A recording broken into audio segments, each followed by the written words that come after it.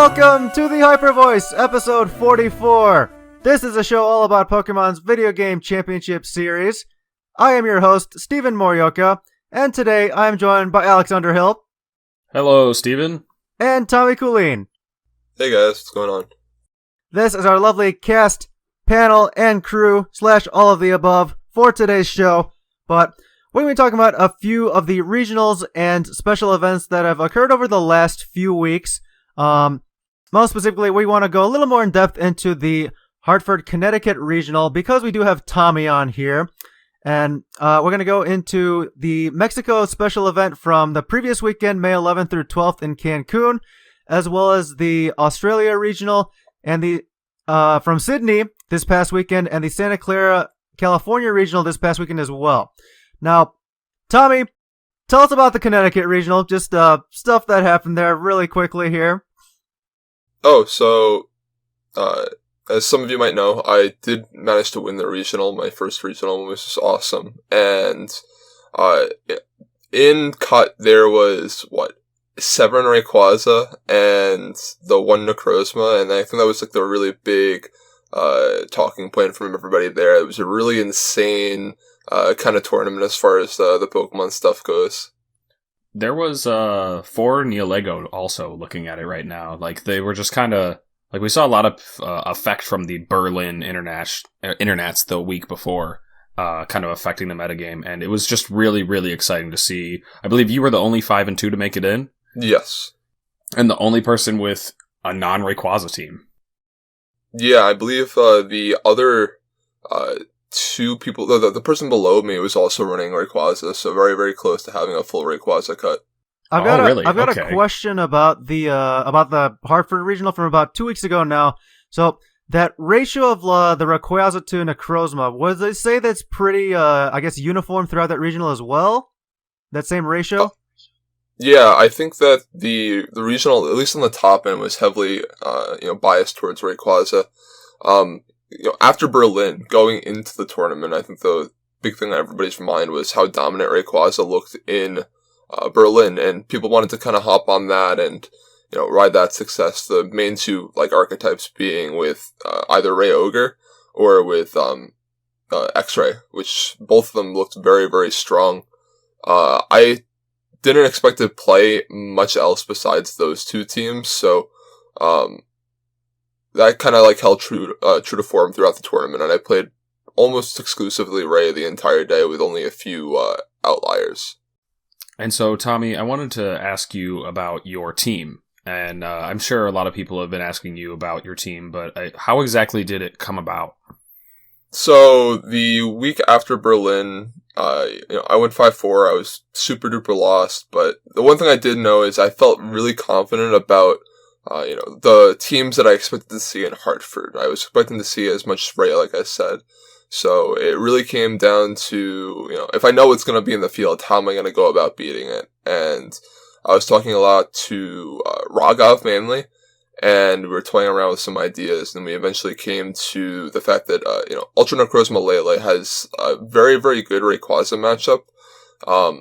Being able to, outspeed with both and pressure with things like Dazzling Gleam and Moonblast from the Lele, as well as the Burns of Sky being able to do a large chunk to even Assault Vest Assault Vest Rayquaza. So we started from there as a kind of jumping point and kind of used the offensive pressure from those 2 to kind of snowball with the rest of the team and kind of just put the basis on using Smeargle, Lele, and Necrozma to kind of bully our way through games, and then using the partners as they see fit to deal with some of the other annoying things. A lot of the steals, the instants, are not as impactful when you can get Groudon on the field and you have sleep pressure and you have a lot of room to switch around, and they have to play around like the Burns of Sky. So it's a pretty cool team. I really liked it a lot.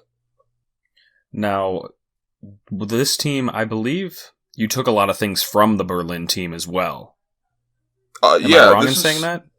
Pretty similar to a team that I ran in Berlin. Groudon, Salamence, Smeargle, Stakataka was also something that I ran, with Persian and Xerneas over Tapu Lele and Necrozma.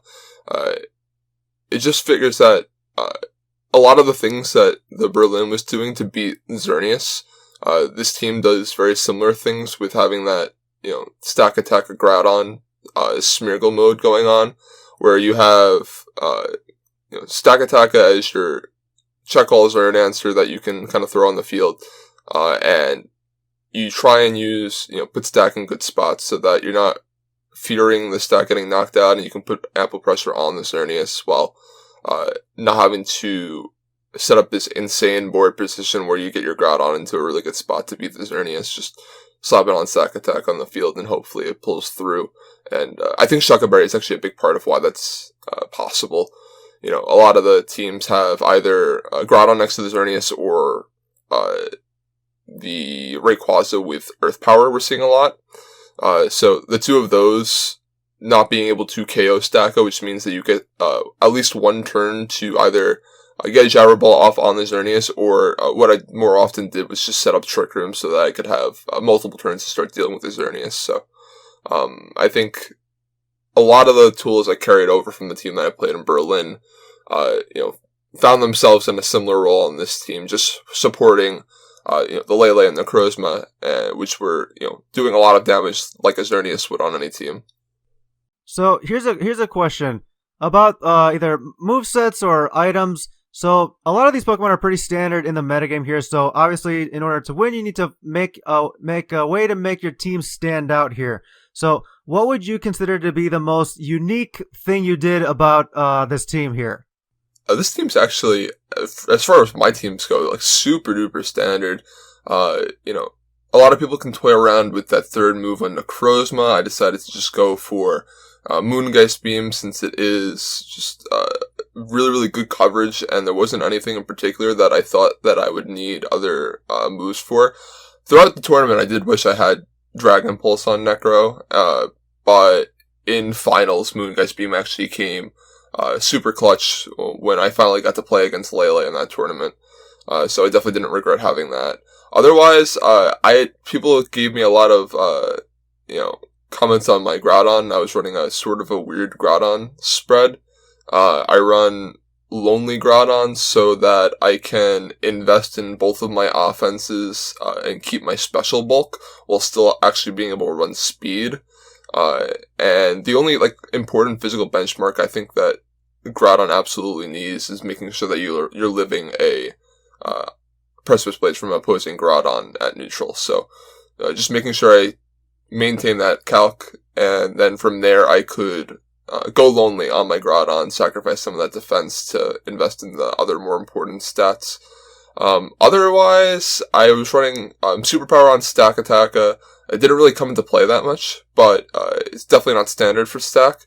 I did use it at some point in the tournament to KO a 50% Stack Attacker so that my Lele could clean up the rest of the game against a Ray Ogre team, so that was definitely pretty cool, and probably a game that I couldn't have won with any of the other Stack Attacker moves. And then I had, obviously the Lele set was... Yeah, you didn't talk about my favorite yet. Yeah, the Magic Room. The Magic Room was, again, something I didn't use until finals, but it's a really good tool. It looked really good on stream. Yeah, it's a really good tool. Specifically, I like it a lot against Rayquaza. It's really good against Xerneas and Smeargle, where they can lead, Smeargle's turn, they lose their Focus Sash, they lose their Power Herb, and you're able to just go free from there. But against Rayquaza specifically, if you don't know what item it is, or you want to limit its damage output, or make sure that it can't take a combination of attacks, it's actually super strong in that aspect. In finals, you saw that because I set up the Magic Room when the Rayquaza went for Dragon Ascent in the late game with Magic Room still up, it failed to pick up the KO because it did not have its Life Orb boost where it would have had it otherwise. So definitely a really cool move with a lot of unique applications. It's just something that doesn't always pop up in tournament, but when it does, it feels really, really good. But what I wanted to mention to you, Tommy, was that all of these games, you played several on stream, and we've talked a bit about the sets overall, and I don't want to go into too much detail, but which of the sets would you say was the most intense, the most exciting set that you played during the tournament? Can you repeat that? You went robotic on me for a bit. So, Tommy, the sets that you played during the tournament, you play a lot on stream, and I was curious, of those stream sets, which of them was the most exciting, the most, like, I don't know, that got your heart racing? Definitely has to be top 4 against James Beck. James is a phenomenal player, and one that I historically have not done very well against, so getting into top 4 and having not won on stream in what felt like I think 2 years at that point, it was really stressful going in, and that Ray Ogre matchup is something that's really interesting, because it's something that I think that Necrozma is usually pretty favored in, but it was based off of Chemo's team from Berlin, which does have the Farium Coco. And Coco puts a lot of pressure because they have KO pressure on both Necro and Salamence on turn 1, which is something that would otherwise be super strong Pokemon in those matchups. But with Farium, you have to do a little bit of tiptoeing. And I think all 3 games came down to the wire and were decided on some really, really big, flashy back and forth plays from both players. I know in Game 1, he decided to leave his Coco on the field turn 1, and I was able to nail it with fake out Earth Power, and that was huge for swinging the board state in that position. And then in Game 2, there was Ferrothorn on the field and Kyogre, and the Ferrothorn switched out into Rayquaza and caught a light that burns the sky. So I know that was definitely a really big hype moment. And then Game 3 was everything that you could have asked for as far as a super close game. Down to the wire, I think we came down to 1v1 on Pokemon, and it was all just about getting 1 or 2 turns right in the end game. So that has to take the cake by far. Yeah, I think that was my pick as well, because when I was watching that one live, rooting for you, I was very, very nervous. You kept making me so nervous, Tommy. Yeah, I tend to do that. Yeah, I guess maybe Tommy's track record in regionals kind of supports your nerves there. But yeah, everything you'd mentioned earlier about your team, about the just description of it and not me asking what was unique about it, was very contradictory, because you mentioned Lonely Groudon, Superpower Stekateka, and the Magic Room Tapu Lele. But regardless, congratulations on the regional win. I think unless you have any closing thoughts on Connecticut, we can move on to our next event here. No, I think that's about it. Alrighty, perfect. So that is Connecticut. Yeah, Tommy, you picked up your first regional win there. How does it feel to join the club? Honestly, the big thing is just a nice weight off my shoulders. I don't think it really changes my aspect, my outlook on how I am as a player. I still think I am as who I am as a player. It's just really nice to somebody who has had trouble, winning when they get into cut, to finally knock out that win, finally get the brick. It's really, really big weight off my shoulders. Yeah, and I think that's a very valid point that a lot of players probably also have to go through. But anyway, let's move on here to our next event. So this is an event from the previous weekend from Cancun, Mexico, which did not appear last time when we were checking the results page, but we saw a winner in Hiram Espinoza, and again, these are the same championship point payouts as a regional. So he had a winning team of Kyogre, Necrozma Dawnwings, Salamence, Tapu Lele, Incineroar, and Togedemaru. So just looking at this and some of the other teams out there in the top cut, what observations can the two of you make here? Oh boy, this tournament, for those that want to follow along, you can check this out on Trainer Tower. But the teams here, they've got some interesting restricted combos, at least a couple of them that we haven't been seeing at other tournaments. A lot of Pokemon being used alongside Kyogre that are not named Rayquaza. At this point in the game, it seems like a lot of people are just relying on Kyogre paired with Rayquaza to really make it the easiest possible for Kyogre to spam its Water Spout, its Origin Pulses, those strong spread water moves. But if you're able to position your Kyogre well, or use Pokemon like Tornadus or Lickitung to keep the weather in your favor, and I'm saying Lickitung, if you're able to use these type of Pokemon to keep the weather in your favor, then you can just rely on that strong positional play to allow Kyogre to really shine. I just noticed that Lickitung. I did not catch that on first glance.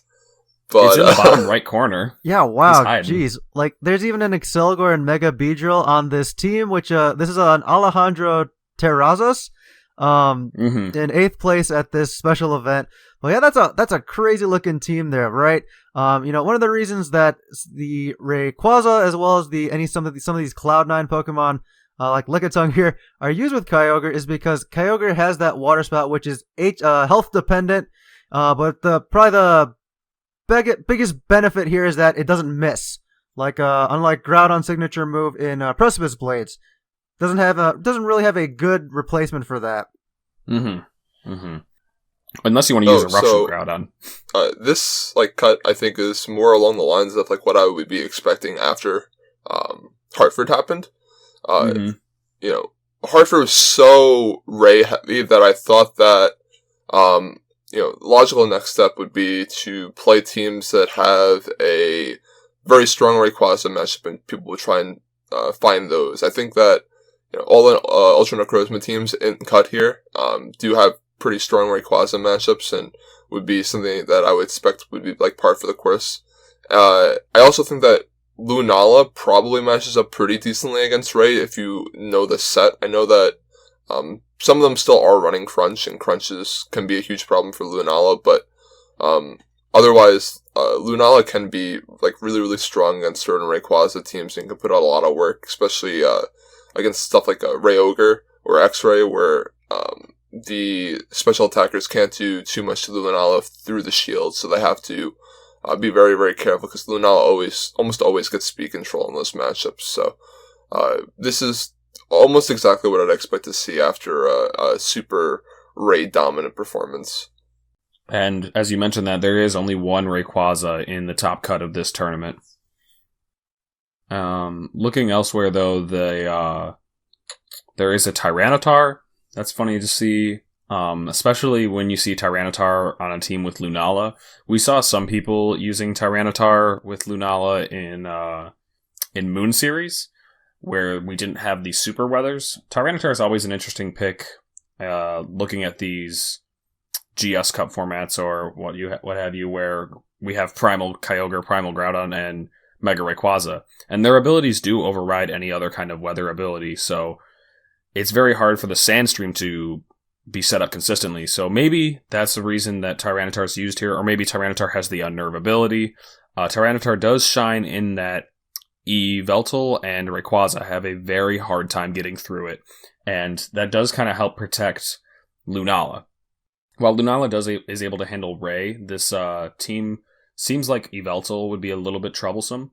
Not a lot of Pokemon can hit it super effectively besides Tapu Fini, and Tapu Fini is not exactly known for its offensive presence, at least in this format. And so I think that's kind of cool that Rayquaza was essentially used as a way to beat Yveltal and provide other kinds of support that we can't exactly know without seeing it set. Right, so it seems like in response to the Connecticut Regional is that folks were a lot more prepared in the following events, which we covered in the previous week's show, as well as this a special event here in Mexico as well. You can see people are starting to get ready for Rayquaza. What's one of the reasons that makes Rayquaza difficult to go up against? Why is it so popular right now?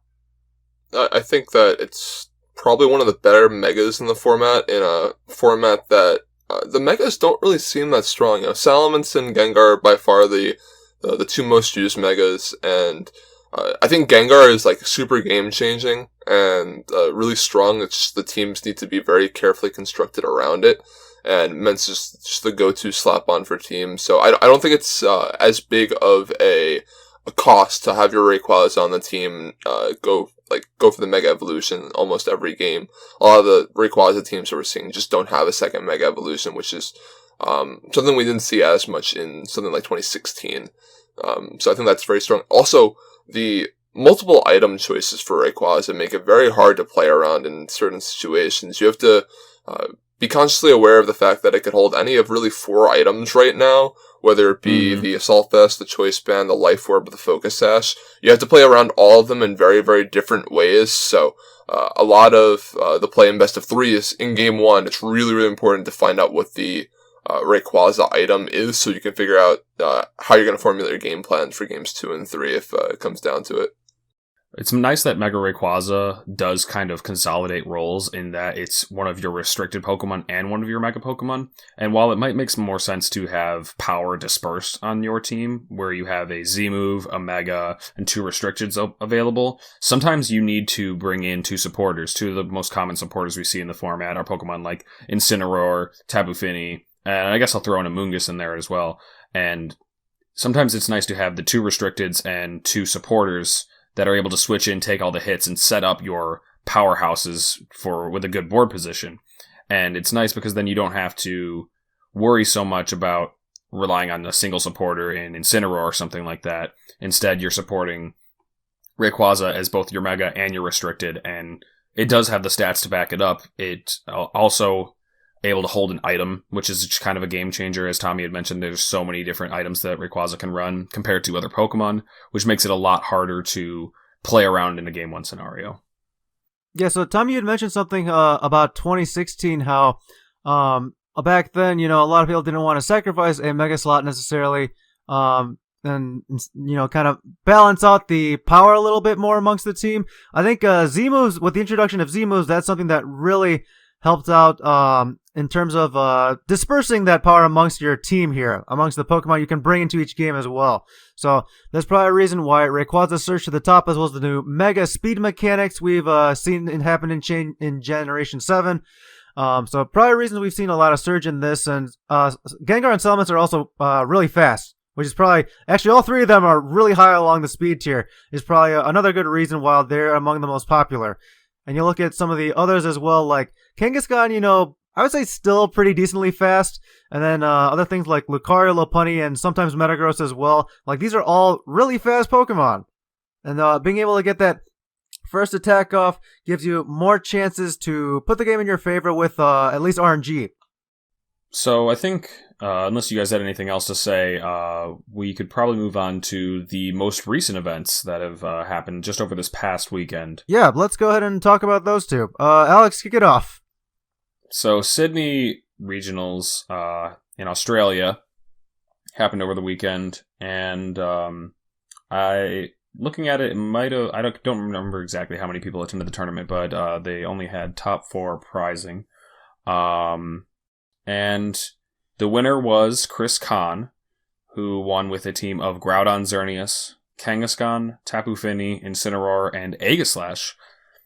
And what I would say about looking at that team from Chris Kahn, who is a very strong player, a international champion, one of Australia's best for sure, is that we see a team that I think is a bit more reminiscent of what we saw in 2016, a very Groudon, Xerneas with some Pokemon to support the setup of these 2 Pokemon, Kangaskhan and Incineroar providing the double fake out. Not a lot of teams have that option at this point in the format. So it's really nice to be able to bring in your Incineroar, fake out, U-turn out into Kangaskhan, provide another fake out to really just keep Xerneas in a positive position the whole time. We see a lot of teams abusing Tapu Fini next to Groudon with Icy Wind, because the Primals just very much enjoy speed control. And so that brings me to the last Pokemon, the Aegislash, and I'm not quite sure what the Aegislash is doing. What could you guys deduce from looking at this? I mean, Gyro Ball and Wide Guard are still 2 really, really good tools, especially for a team with Groudon on it.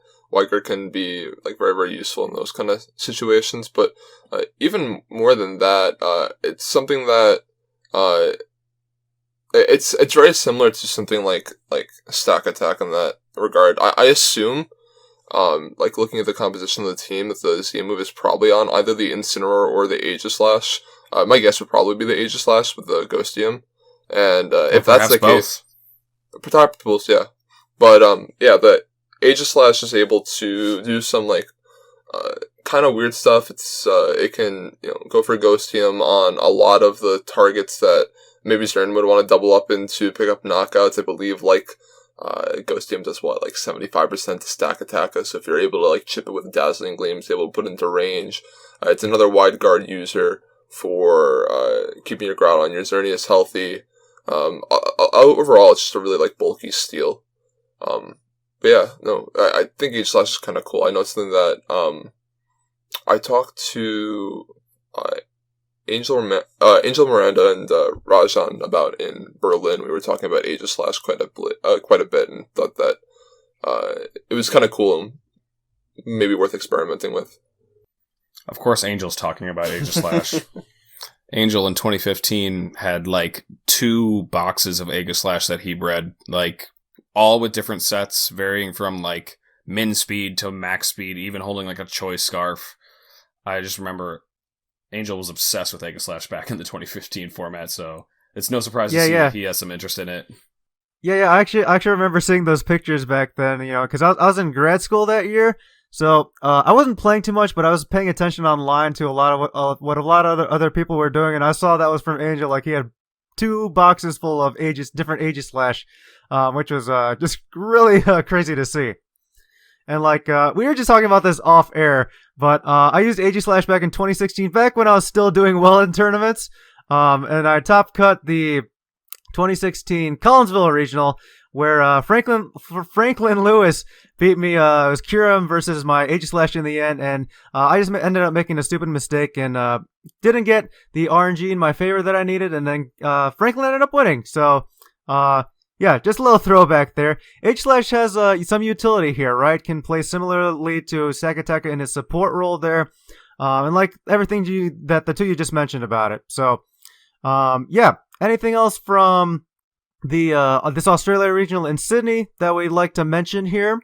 I did want to say one last thing about the Age of Slash, in that it's kind of funny when we look at what we saw in Berlin. There was a Stakataka holding the item Shed Shell, which was super, super interesting. It was kind of an item that flew under the radar, but in a format so dominated by Mega Gengar, at least where we see a lot of Mega Gengar usage, it does make a bit of sense that you want to be able to switch your Pokemon out, and that's what Mega Gengar really thrives on. And abusing the Shed Shell almost just feels like cheating, honestly. Like, I've messed around with it a bit myself, and when you're able to switch a Pokemon out under Shadow Tag, your opponent just kind of, like, looks at you and, like, questions you, like, how? Like, and so, Age Slash kind of provides that role with the ability to still use a different item. It doesn't get you won't be able to use Trick Room, but maybe Chris Kahn's team didn't need it. He just wanted to be able to use Gyro Ball, Wide Guard, to beat Xerneas down, and also to support his Groudon, prevent Precipice Blades and such. But this Pokemon was able to switch out of Shadow Tag because of its Ghost typing. Does that Shed Shell activate when you switch it out, or does it just kind of stay hidden, and it just lets you switch? I think it just lets you switch. It's hitting, and it doesn't consume either, so you can do it again if you were to bring your Shed Shell Pokemon back in. Oh, that's pretty cool. I didn't know about that. Because honestly, that's not a common item that we've ever really seen before, so yeah, it's really cool to be seeing it utilized now. Super cool. Yeah. On that team, away from the Age of Slash thing, I wanted to point out was Kangaskhan's uses on that team, since might be kind of like normalized to seeing Kangaskhan in our brains, but we haven't seen it a lot in the Gen 7 formats because of all the nerfs to Kangaskhan. So I think Kang is actually kind of interesting on Xerneas teams because it has the cool role of being able to both support the Xerneas with fake out pressure, but then also having that really powerful low kick that can do a lot of damage against Stakataka, which is the what I'd call the main Xerneas threat in this format. So I think that its usage is like kind of interesting here. Like, we don't know what Chris Kahn's set was. There's a bunch of like support moves that Kang can run as well. Stuff like Icy Wind, and I think there's a few others, but when you see Kang, you usually expect the Icy Wind is your first pick? As a support move. Yeah. Icy Wind? Yeah. What? What's wrong with Icy Wind?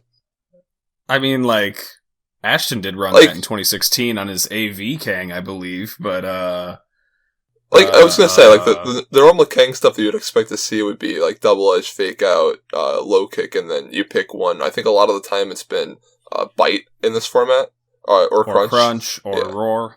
Yeah, but It's pretty interesting. Like, the other big thing that Ken can do, obviously, it has the scrappy fake out, so if Lunala ever becomes, like, super prevalent, then, having a, fake out that can hit ghost types is, like, really, really cool. As well as... Especially so against Gengar. Yes, especially so. And then, Bite being able to, I think it's like a 51% chance to flinch, which is... Yeah, it's really absurd. Yeah, so you can kind of just, have your dark move so you can hit Lunala and Gengar, but then also if things get in a pinch, you just flip a coin and hope they flinch. Yeah, sometimes you just gotta do it. Something it's more effective than just being able to do damage sometimes. So, you gotta go for those plays. Yeah, honestly, at first when you said bite, I thought you'd misspoke, but now that I remember, I didn't realize that flinch percentage because it's hits twice. So, yeah, that's pretty cool. I forget what the calc is. I think it's something like you don't KO Lunala through shield with crunch anyways, or something like that. So, like, at that point, you might as well just run bite if you're not picking up the KO, so you can at least get the flinch chance, and then it's also useful against other things in that kind of scenario. It's either at neutral or at -1, I forget which. Regardless, if anyone has anything else about Australia, feel free to speak up now. Otherwise, we're going to slowly transition to the California Regional. Alrighty. So, this also happened over the weekend here. And we see a familiar name at the top. I don't think any surprise to anybody from this entire season or last season. But, one of the top players over the last roughly 2 years or so in Ashton Cox winning. So, with a team of Groudon, Xerneas, Mega Gengar, Landorus, Incineroar, and Amoonguss. Now, I don't know if the two of you were able to watch any of the stream over the weekend, but what can you tell me about how this tournament went down, some of the other teams, and what happened or how Ashton ended up winning this thing? So there wasn't exactly a stream, but a lot of players did do their best to record the local stream setup that they have, which I think is extra strange, but I don't exactly understand the tournament scenario, so won't speak on that. But they did have a screen airing the games to the players at the venue, and so a couple of players were able to set up streams using their phones via Periscope through Twitter. So not everything was captured, but a lot of it was, and shout-outs to the people that were able to record that, such as Regina and I believe Ben Norton. I hope those are the two that mainly did it. Anyway. And Kareem also did, I think, one of the top 4 sets. Yeah. Okay, so shout outs to all those people for giving us this coverage on these events, because we might not have gotten it otherwise. I mean, yes, thank you to them for doing this, but honestly, can you blame me for making that assumption that we should have streams at regionals? Like, I know there's grassroots and everything, but that's just something in my time off that I figured we'd had patched that problem. We should have. Oh well, anyway, let's move on. So, we see a pretty interesting team from Ashton. I think we saw a lot of teams similar to this in Berlin from players like PokeAlex and Feis, as well as Till. They were using this team with a Tapu Fini over the Amoonguss, and however, Ashton's team carries the Perish option. Perish Trap is a strategy that has been around for quite some time, but in all kinds of different variations. But Mega Gengar paired with Incineroar has made it about its easiest as it's ever been, in that you can get Mega Gengar next to Incineroar and essentially create a Perish Trap scenario where Gengar uses Perish Song, Incineroar fakes out the threat, and from there you're able to take out 2 of their Pokemon, ideally with losing none of your own, by alternating Protects, keeping Gengar safe and healthy, using U-turn with your Incineroar to allow Gengar to switch out, have something else take the hit, and then bring it back in. And it turned out to be a very strong strategy. We saw Ashton able to pull this off a couple of times on stream, but it's never that simple, especially in a format with so many strong powerhouses and restricteds. And so it has to be very well played, and props to Ashton for being able to take such a strategy to a win. I think a big part of why like Paris is like really being explored in this format is that a lot of the supporting Pokemon just aren't doing enough to put pressure on something like Gengar, especially when you have that Incineroar, like you said. And at first glance, it might be hard to realize that, things aren't going to do enough damage to, stop the Gengar from getting a Parasong off and then just like, go down from a opposing Pokemon attack. Cause that was a lot of like how it was in 2016, but it seems here in, 2019, Gengar's able to get off Parasong and then, things are moving at just a slow enough pace so that, Gengar can, get his partner in Sinnoh, get Fake Out off, and they can get back out, and it wasn't something that I fully believed in until I, saw it in action multiple times. I mean, I played against Paris in both Berlin and Hartford, so I've definitely seen its strength. It's very strong, and definitely not something I expected to see this season, but it's legit. I think it's really good. Yeah, I think the key thing here comparing Paris to 2016 versus now is that Incineroar has just brought so much to the table for Paris. It provides a lot of teams with the Fake Out, Intimidate, U-turn, but on Paris this is especially useful as you're not interested in doing any damage if you're going full Paris. And so Incineroar being able to reduce damage, allowing Gengar to switch out, and then have that slow U-turn to re-enable the lock, just makes the combination such a deadly duo. And then we have a lot of Pokemon and Ashen's teams that are very comfortable with switching in, whether it's Landorus setting up another Intimidate, Amoonguss and Groudon and Xerneas with their incredible bulk and typings. So just a very well-constructed team. And another thing I think is worth mentioning is that he was able to pull off the victory against a very strong opponent in Justin Burns, who we've seen a lot of success from this season.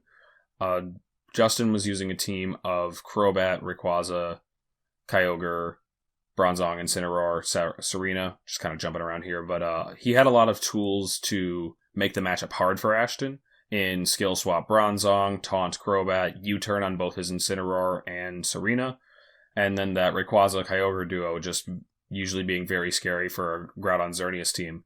And so Ashton did have to play the matchup very carefully to win it. So, correct me if I'm wrong here, but Ultra has not been very kind to Serena. I saw it was pretty popular back in Sun and Moon series, so what's happened to it?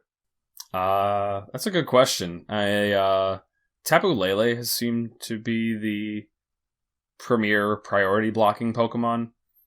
And, I mean, I feel like the big obvious ones are probably like, Mega Gengar, being able to Mega Evolve now and pop up. Mega Rayquaza joining the fray, Mega Salamence with its flying Air Late to change those moves to flying type. Probably things that are not being very kind to Serena. All the Mega Pokemon. Yeah, I think a big thing is that Kyogre doesn't have nearly as big of a stranglehold on the format as it did in both Sun and Moon series. Big uses for Serena in those series were having your Serena next to your Scarf Kyogre, and then you'd allow your Scarf Kyogre to get out Water Spouts without having to take chip damage first. So that would be great. You'd have Feint and Helping Hand pressure, so you could do stuff with that. And then you could also, use U-turn on your Serena to, win the Weather War. It's also the case for dealing with opposing Kyogre. There's, not as much reason to need a super hard Kyogre resist when you can just run something like Groudon now. We can just turn off, the Kyogre attacks, can't attack in the Desolate Lands. So, yeah, it's just like there's less of a need for Serena's typing and move pool and stuff like that, as far as being a necessity in an Ultra. I think, like you said, a lot of the teams, if they want to block terrains, they'd rather have a Tapu Lele at this point, or block a priority. They'd much rather have a Tapu Lele just because of how it deals with, other things like, there's a lot of dragons in this format right now, whether it be Rayquaza, Ultra Necrozma, Salamence. There's a decent number of things that are much more threatening to teams. So if they're gonna like specifically want to block terrain, then Tapu Lele is usually a good place to start, or block priority. Usually a pretty good place to start. Yeah, it is crazy to say, to hear you say just like dragons are popular in this format, mainly because Xerneas has been such a common, withstood the test of time throughout all of this year, as well as back in 2016, still as strong as ever. Just really strong in that one dimension, right? It's pretty one-dimensional, but that's one strong dimension, the X dimension, if you will. But yeah, just something I thought I'd never hear, especially in a format with Xerneas. I'm turning off the podcast after Steven's joke. All right, bye-bye. That's it, guys. Looking at it, I think something really interesting from not only Santa Clara but also from Sydney this weekend was two things. One, Lunala had a really, really good weekend from both regionals. I don't think we really talked about that when we were talking about Sydney, but, it had 3 out of 8 cut slots in Sydney as well as 3 out of 8 cut slots in Santa Clara as well. So, Lunala is something that didn't see a lot of usage around the time of Berlin. Or even as far as Hartford goes, saw quite a bit of usage the last weekend on a variety of different teams being paired with all of Groudon and Xerneas, and I think there was one more. Yeah, there was one Xern Lunala Rayquaza in Santa Clara. So Lunala kind of like picking a little bit back up in usage. I think it definitely helps that Yveltal usage is a bit down. Ever since Rayquaza kind of came up and has been doing super well, I don't think we've seen nearly as much Yveltal because I think a lot of those teams have trouble slowing down Rayquaza enough to consistently beat it. The other main thing I wanted to point out was something I was really surprised about was no Ultra Necrozma in either of these cuts, which was very shocking to me based off of, it got first at Hartford, and then it also, I think I got second at, there was I don't know if it was a regional or a special event in Europe, but Yuri got second with it at whatever event that was. And besides, there was also a second in Malaysia or Hong Kong, one of the other two, but it did go on to get 2 second place finishes the following weekend after your finish, Tommy. So your team did have quite the impact. And by that I mean exactly your team. Yeah. So like even expanding out from there, it had like a really, really good Japan Cup usage as well. Like Lele and Necrozma like dominated Japan Cup, and to see it like start to climb up and then rapidly kind of just disappear across 2 separate regionals in the same weekend, not 2 weeks after, was like somewhat surprising to me. But Xerneas did have a really, really strong showing across both these regionals, so I guess not that surprising. Alrighty, and that about covers our coverage of the most recent tournaments we've had over these last few weeks here. Any closing thoughts on the metagame moving forward, or any of the teams, players we've seen these past few weeks before we move on to our next topic?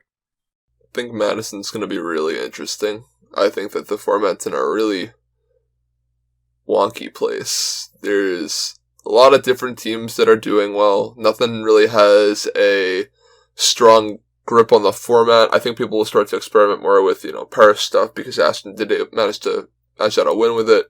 But just looking at stuff like Santa Clara and Sydney, there's tons of different restricted pairs. Like I think there was, counted up, probably more than 10 different pairings across these 2 cuts, which is like pretty insane.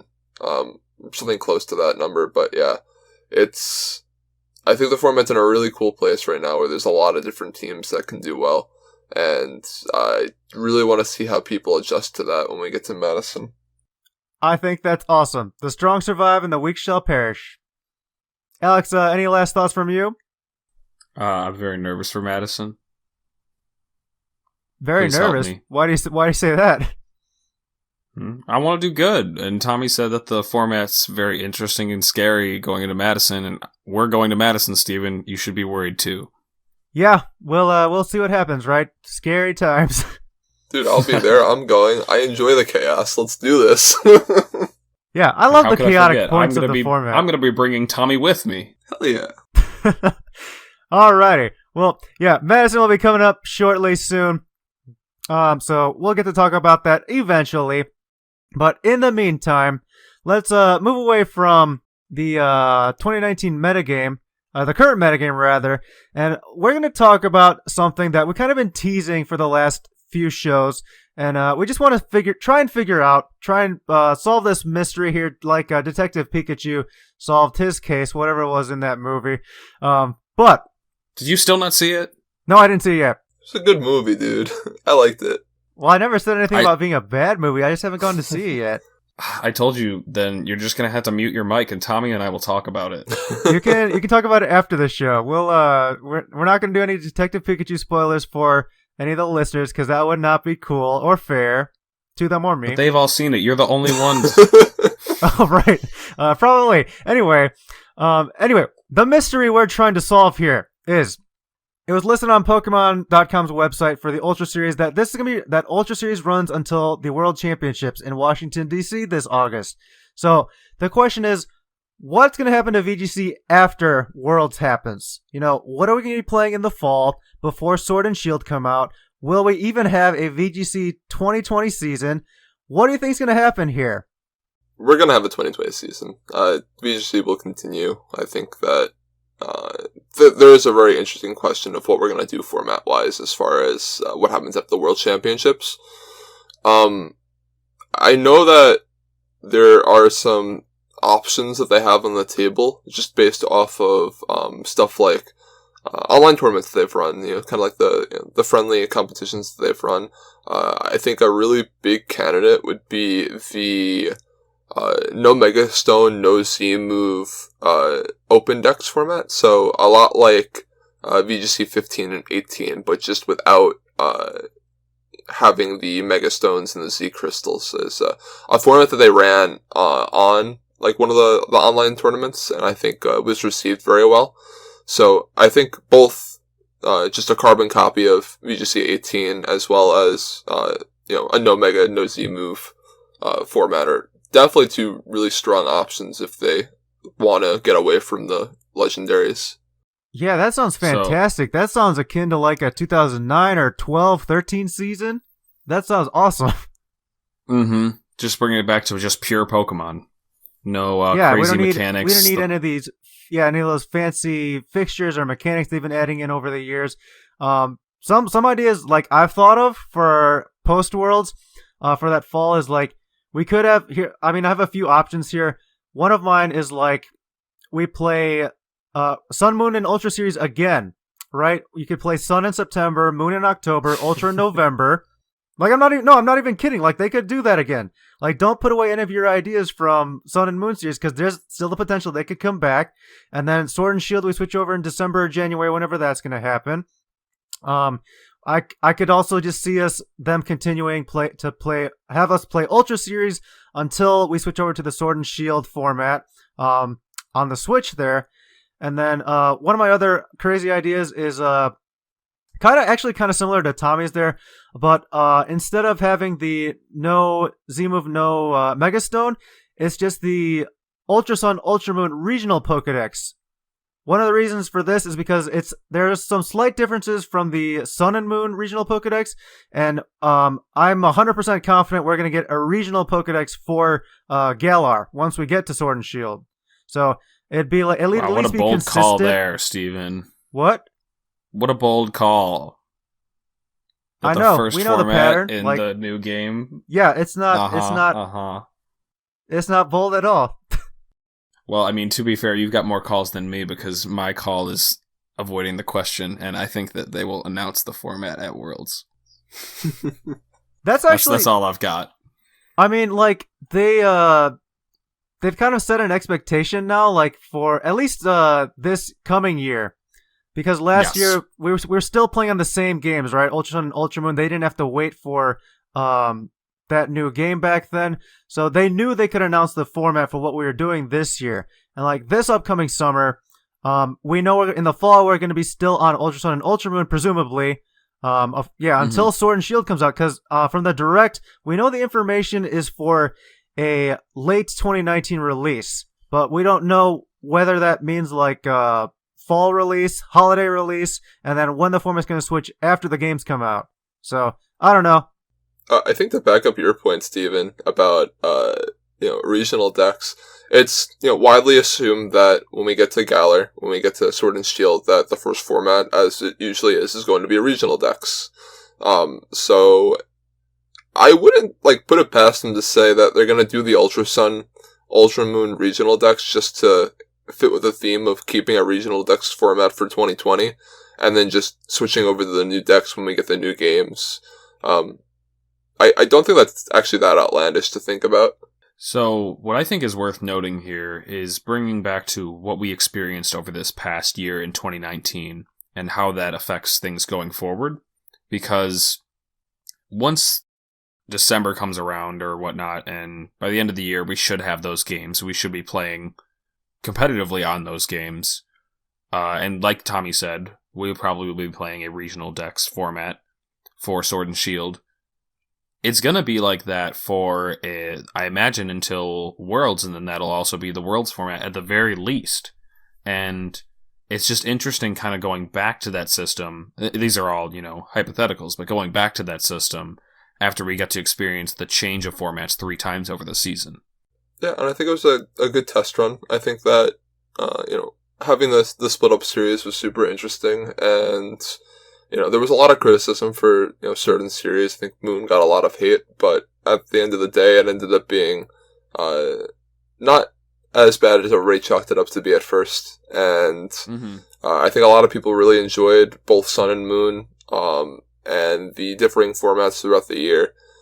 But, I think it'd be really interesting to see whether or not they, continue doing it with, each new Pokedex, or each new, format that comes out. But, it's the first time they've ever done this, so we have no real way of knowing what their plans are as far as splitting up formats again. Honestly, looking forward into the future, I don't think splitting the format is something they were gonna be looking to do for the 2020 season. Especially on Sword and Shield, is mainly because we're going to be getting probably some kind of new mechanic in those games, which they're going to want to focus on. We don't even know, Megastones will probably be in that game. We don't even know if Z Crystals are going to return. If all those things return, Megastones, Z Crystals, the new mechanic, that's going to be a bit crazy in 2020, which will probably only involve the new mechanic they have for that game. And potentially for 2021, this is looking way ahead. They could have something similar to the 2019, these Sun Moon Ultra series, where you split up introductions of different mechanics, right? Those different items or whatever. It was really effective this season because you can include, the restricted Pokemon's orbs, the red orb, blue orb, those special signature moves like Dragon Ascent, as well as the Z move for Necrozma. Or the Z Crystal rather.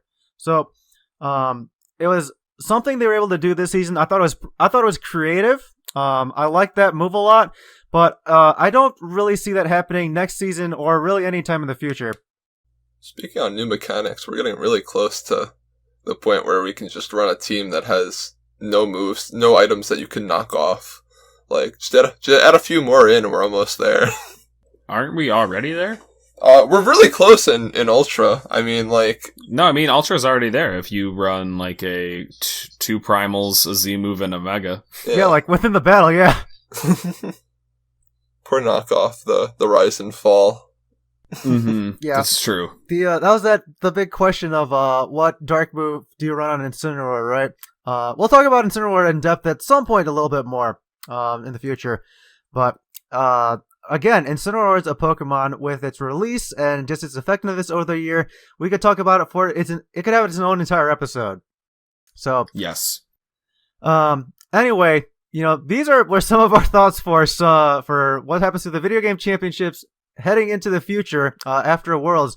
We'll see what happens. Maybe we were right. We were right here in May 2019, calling it right now. Maybe we predicted something. We threw a lot of darts. But lastly, we have one final question here. So we've created a thread on Reddit, just advertising the show there. But we did get a question from a user there, YSRXX, and really the question boils down to what has changed in the Pokemon games and is keeping the games fresh, right? So this user mentions that they've been away from competitive battling since Omega Ruby and Alpha Sapphire, and taking a glimpse at the new metagame being the new Tapu Pokemon didn't make this person want to get started up again. And about 10 to 20 hours into the Sun game, they're still holding their hand, and keeping them on the rails made this person lose interest in completing the game. So I'm not sure if this question was related to just general Pokemon gameplay or competitive, but I guess we can all answer from both perspectives, maybe whatever you want to do here. Well, I think I just have to take this moment to flex a little bit. And talk about my Fort Wayne Regional win in the 2017 season. Yes. Well, so in that format, this was the first format that we got introduced to the Tapu Pokemon, as well as the Ultra Beasts, who ended up being very common on teams, but mostly focusing on the Tapus, especially since that's what the question asker has brought up. The Tapu Pokemon were basically on every team, and you had either one or two. But I was able to win Fort Wayne with a team that had no Tapus and no Ultra Beasts. So that's my answer. As far as what's keeping stuff fresh, though, I think the 2019 is a really good look at that. Like the shifting formats is something that throughout the year kept the game super duper fresh. Like I don't know about you guys, but I don't have this this format fatigue that I usually do at this point in the year, when we get to like May and June, where I've started to play out the format a lot, and I'm starting to get worn down a little bit by it. But no, it's Ultra. Everything's like still super new and fresh, and I think that the changing formats definitely helps out a ton. And as we mentioned before, there's so many different teams that are doing well right now, so many different restricted pairings. I think there's not even really Pokemon that need to be on every team. Like, I know Incineroar and Tapu Fini are probably the two most used support Pokemon, but they're that exactly. Their support Pokemon are not the team's powerhouses. They're really important for driving the success of the teams, but as far as these big offensive slugging powerhouses, no, they're not really that. And like you said, you don't even need stuff like Fini and Incineroar to win games. Like, you can run teams without either of the two, and still find success very reasonably. And I think that formats like this, formats where there's a lot of different things doing well, but also feels like you can cover enough options with your teams, are the formats that I think are the coolest and definitely help keep things fresh over the year. Both the finalists in the Santa Clara Regional did not have a Tapu on their team, neither Ashton or Justin Burns. So, not to focus too much on whether a team has a Tapu or not, but I think that what Tommy had mentioned is the biggest point here, and that what they tried out this last season really did keep the game fresh, and that late season burnout is just almost non-existent, because this is almost not late season. It's a new series, it's a new format, and while it is still the same season, with these changing rule sets, it constantly feels like you're playing a new game. And that's one of my favorite things just about Pokemon. And honestly, year by year was maybe just a little bit too slow. It was really, that was one of my favorite things about playing Pokemon competitively, is when you look at a game like, I don't know, just Super Smash Bros., they are mostly playing the same game year by year. They get patches here and there, but the base game is the same, whereas every year we get new rules. And I think that is something that's really just different, very different. The TCG experiences this with their cycling in and out cards, but that's something that I really like about Pokemon, is that every year we try something new, you figure out different ways to do it. As the meta develops, we see different things take on, come on, fall off, and by the end you really get to just fine-tune your craft. So I think this cycling format thing is really the main thing that's keeping Pokemon fresh. And going forward, we're going to have the new games, and that'll probably stick to just one format. But I think that what we experienced in this last season is a positive change, and I hope that they realize that going forward. Yeah, I mean, like, in the future for Sword and Shield, you just never know. But I guess to answer this question myself here, generally speaking, like, I'm going to go quick about this, but honestly, like, probably not much has changed in terms of just general gameplay. Like, the games have continually just been iterating on themselves over and over these past few generations, so not much has changed in that regard.